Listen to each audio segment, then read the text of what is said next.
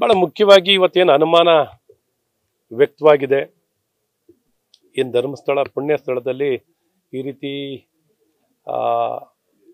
ಏನೊಂದು ಅಸ್ಥಿ ಪಂಜರಗಳು ಸಿಗುತ್ತೆ, ಅಲ್ಲಿ ತುಂಬ ಜನ ಸಮಾಧಿ ಆಗಿದೆ, ಅದು ಪ್ರಶ್ನೆತೀತವಾಗಿದೆ, ಪ್ರಶ್ನೆ ಮಾಡ್ತಿರೋಂಥದ್ದಾಗ್ತಿದೆ. ಈ ಪ್ರಶ್ನೆಗಳಿಗೆ ಉತ್ತರ ತನಿಖೆ ಮೂಲಕನೇ ಸಿಗುವಂಥದ್ದಾಗುತ್ತೆ. ಯಾಕೆಂದರೆ ಯಾವುದೇ ಅನುಮಾನ ಇವತ್ತು ನಮ್ಮ ನಂಬಿಕೆ ಕೇಂದ್ರದ ಮೇಲೆ ನಾವೆಲ್ಲ ಭಾಳಷ್ಟು ನಂಬಿಕೆ ಇಟ್ಕೊಂಡಿರೋಂಥ ಈ ಪುಣ್ಯ ಸ್ಥಳದ ಮೇಲೆ ಏನೇ ಅಪನಂಬಿಕೆ ಇದ್ರೂ ಅದು ದೂರ ಆಗಬೇಕು.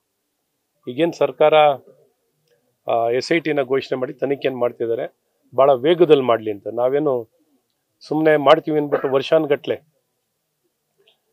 ಸುಮ್ಮನೆ ಕತ್ತಿ ತೂಗಿಸ್ಕೊಂಡು ಕೂತಿರ್ತಾರೆ. ಕತ್ತಿ ತೂಗಿಸ್ಕೊಂಡು ಅದೆಲ್ಲ ಒಂದು ಕಡೆ ಸ್ಪಷ್ಟತೆ ಕಾಣದಿದ್ದಂಗೆ ಒಂದು ಏನು ಆಪಾದನೆ ಮುಕ್ತವಾಗಬೇಕು, ಸತ್ಯತೆ ಆಚೆ ಬರಬೇಕಾಗಿದೆಯೋ ಅದು ಬರಲಿಕ್ಕೆ ಅವಕಾಶ ಕೊಡುವಂಥದ್ದು ಆಗಬೇಕು.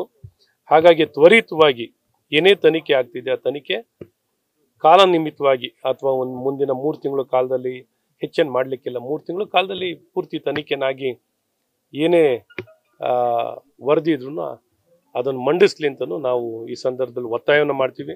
ಇಲ್ಲದೇ ಸುಮ್ಮನೆ ನಮ್ಮ ನಂಬಿಕೆ ಕೇಂದ್ರದ ಮೇಲೆ PFI SFI ಅಂತ ಸಂಸ್ಥೆಗಳು, PFI SFI ಅಂತ ಸಂಸ್ಥೆಗಳು ನಮ್ಮ ನಂಬಿಕೆ ಕೇಂದ್ರಗಳ ಮೇಲೆ ಮಾತಾಡಂಗಾಗಿದ್ದಾರೆ. ಅದಕ್ಕೆ ಪೂರಕವಾಗಿ ಕುಮ್ಮಕ್ಕು ಕೊಡುವಂಥ ಕೆಲವರು ಇದ್ದಾರೆ, ಇರಲಿ. ಹಾಗಾಗಿ ಅಗ್ನಿ ಪರೀಕ್ಷೆನ ಎದುರಿಸಲಿಕ್ಕೆ ತಯಾರಿದ್ವಿ.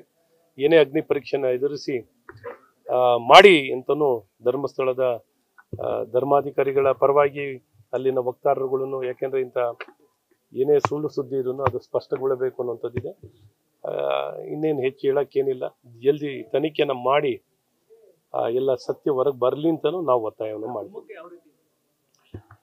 ಅಂದರೆ ನೋಡಿ, ಒಬ್ಬ ವ್ಯಕ್ತಿ ಯೂಟ್ಯೂಬರ್, ಅವನು ಮಾಡೋ ಎಲ್ಲ ಶೈಲಿಗಳು, ಚಿತ್ರ, ಇನ್ನೊಂದು ಮತ್ತೊಂದು ಎಲ್ಲ ನೋಡಿದ್ರೆ ಒಂಥರ ವ್ಯವಸ್ಥಿತವಾಗಿ ಕಂಡಂಗೆ ಕಾಣಲ್ವಾ? ಹಾಗಾಗಿ ಅವ್ರ ಮೇಲೂ ತನಿಖೆ ಆಗಲಿ. ನಾವು ಕೇಳೋದೇನು, ಇವತ್ತಲ್ಲಿ ಅಸ್ಥಿ ಪಂಜರವನ್ನ ಹುಡುಕಿ ಏನೋ ಅಲ್ಲಿ ಏನು ಮರ್ಡರ್ ಆಗಿದೆಯಾ, ಎಲ್ಲಿ ಅತ್ಯಾಚಾರ ಆಗಿದೆಯಾ, ಇನ್ನೊಂದು ಮತ್ತೊಂದು ಆಪಾದನೆಗಳೆಲ್ಲವೂ ಕೆಲವರು ಕೊಟ್ಟಿರುವಂಥದ್ದಿದೆ. ಇದನ್ನ ತನಿಖೆ ಮಾಡ್ತಿರೋದು ಮಾಡಲಿ. ಅದೇ ದಾರಿಯಲ್ಲಿ ನಿಜನೋ ಸುಳ್ಳೋ ಗೊತ್ತಿಲ್ಲ, ಆದರೆ ಈ ರೀತಿ ಆಪಾದನೆ ಕೂತ್ಕೊಂಡು ಅವರೇ ಪ್ರಿಜುಡಿಸ್ ಆಗಿ ತಮ್ಮದೇ ಆದಾಗಲೇ ಜಡ್ಜ್ಮೆಂಟ್ ಕೊಡೋರು ಇದ್ದಾರೆ. ಅಲ್ಲಿ ಕೆಲವರು ಜಡ್ಜ್ಮೆಂಟ್ ಕೊಡೋದು, ಸುಳ್ಳು ಪ್ರಚಾರ ಮಾಡೋಂಥದ್ದು, ನಮ್ಮ ನಂಬಿಕೆ ಕೇಂದ್ರಗಳ ಮೇಲೆ ಈ ರೀತಿ ಅಪಪ್ರಚಾರ ಮಾಡುವಂಥ ವ್ಯಕ್ತಿಗಳ ಹಿಂದೆ ಯಾರಿದ್ದಾರೆ, ಇದರ ಕೈವಾಡಗಳೇನು, ಇದು ಸಹ ತನಿಖೆ ಆಗಬೇಕು. ಈ ತನಿಖೆ ಆಗಲಿ ಅಂತಲೂ ಸಹ ನಾವು ಒತ್ತಾಯನ ಮಾಡ್ತೀವಿ. ಮಾಡಬೇಕಲ್ವಾ? ಈ ದುರುದ್ದೇಶ ಬರೀ ಎಲ್ಲ ಒಂದು ಕಡೆ ಮಸಿ ಬಳಿಯುವಂಥದ್ದು ಅಥವಾ ಅಗೌರವ ತರುವಂಥದ್ದು, ಅಪನಂಬಿಕೆ ತರುವಂಥದ್ದು ನಮ್ಮ ನಂಬಿಕೆ ಕೇಂದ್ರದ ಮೇಲೆ ಇವತ್ತು ಸರ್ಕಾರ ಏನು ಮಾಡ್ತಿದ್ರು, ಪಾರದರ್ಶಕವಾಗಿ ಯಾರೇ ವ್ಯಕ್ತಿಗಳು ಆಪಾದನೆ ಮಾಡಿದ್ರಲ್ಲ ಅವ್ರ ಹಿನ್ನೆಲೆಯನ್ನು ತನಿಖೆಯನ್ನು ಮಾಡಲಿ.